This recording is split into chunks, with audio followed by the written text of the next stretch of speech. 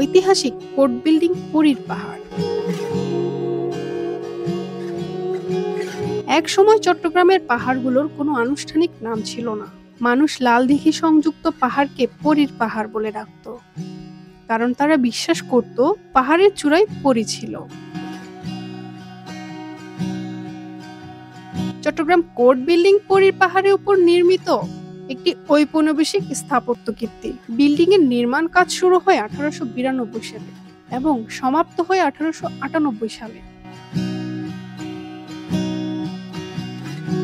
এই ভবনটি বাংলায় নির্মিত ইন্দো ব্রিটিশ স্থাপত্য শৈলীর একটি উদাহরণ।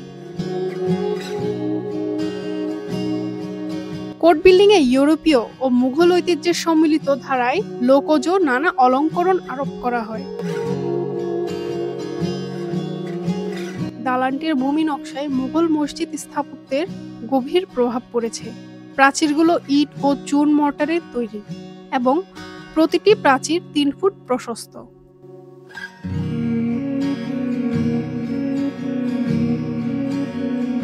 ভবনটিতে দেওয়ানি আদালত, ফৌজদারি আদালত এবং বিভাগীয় কমিশনার, ডেপুটি কমিশনার, জেলা ও দায়রা জজের কার্যালয় রয়েছে।